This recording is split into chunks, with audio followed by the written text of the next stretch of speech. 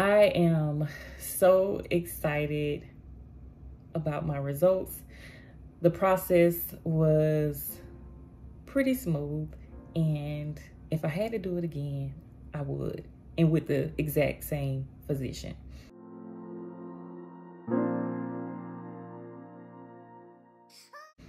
I am so grateful. Just a little backstory. I experienced hair loss, and I don't know where it came from.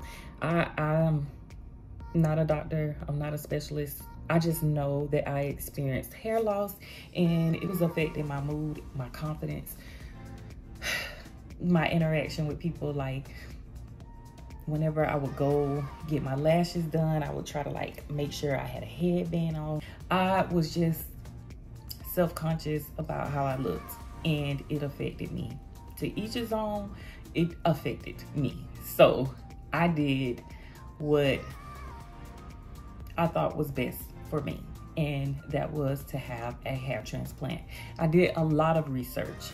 I've had a lot of consultations with different physicians on different practices on how they would approach this situation. Some wanted to do laser, some wanted to do medication, steroids, and Dr. Siegel, he wanted to do the hair transplant because he felt like, for me, that will give me best results.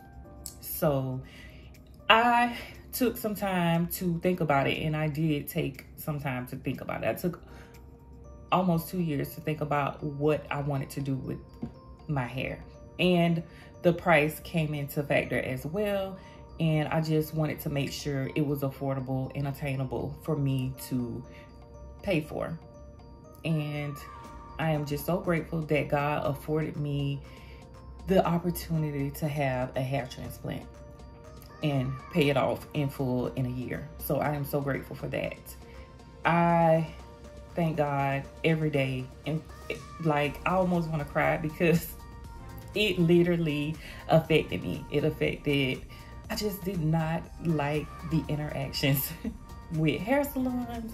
I just did not like going to hair salons. I did not like purchasing hair weave. Don't get me wrong, I like hair weave. It looks amazing on a lot of people. I just felt like, for me, it just looked like a dang rag on my head. So it just didn't work for me.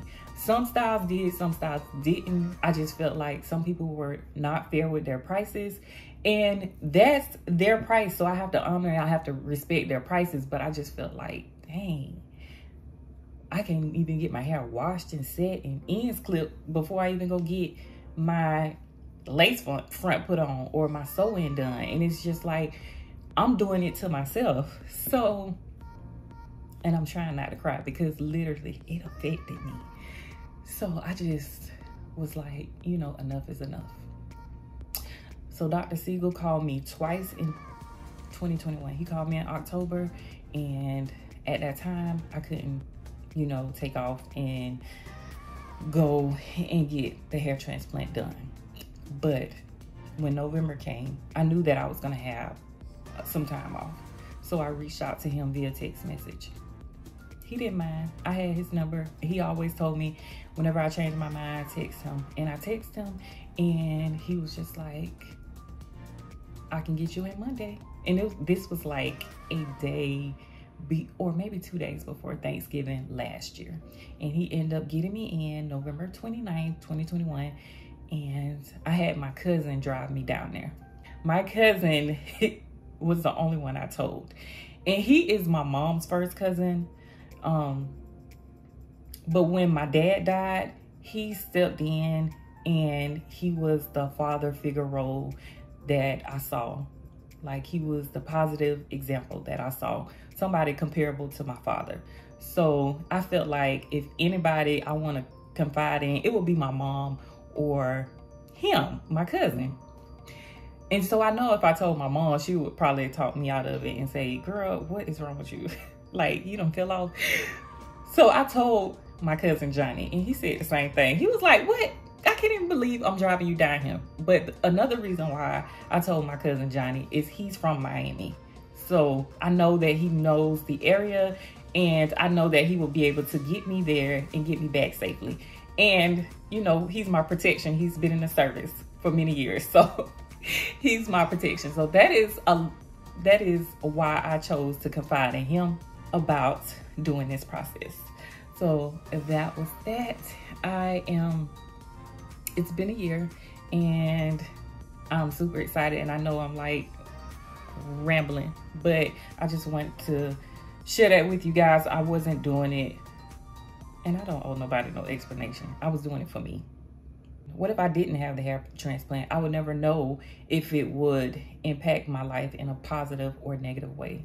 So that's how I look at things. I always try to look at things as, because I always try to talk myself out of situations. Like, don't do this because this might happen, or don't do this because they might think this, or don't show up here because that may look a certain way. I'm always concerned about everyone else's feelings. Baby, I can't be, this is for me. I'm the only one that should be worried about anything, because ultimately I was the only one affording this procedure. So I was like, listen, you are the only one that matters. Take care of you, value you, do what makes you happy. And baby, that's the message. Anyways, here is my hair transplant a year later.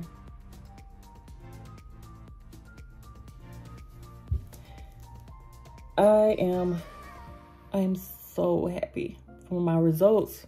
I washed and deep conditioned my hair last night. I kept my braids in extremely long, but baby, I was loving them braids. I did not want to take them down. They were so convenient, but anyways, they had to come down.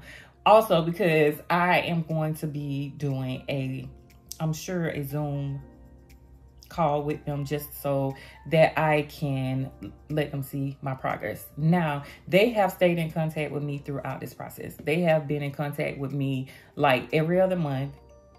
Dr. Siegel's a nurse, as well as Dr. Siegel. He will text probably like every 3 months. His nurse will be checking in every other month. How are you doing? How is the pain? How is the process going? You know, like, what are you seeing? Things of that nature. So she has been following me and documenting my progress throughout this whole year. Very kind, reachable if I had any questions. Thankfully, by the grace of God, everything has been going well. They are a great staff. 10 out of 10. Will recommend them. Please don't forget to like, comment, and subscribe. And again, thank you for watching.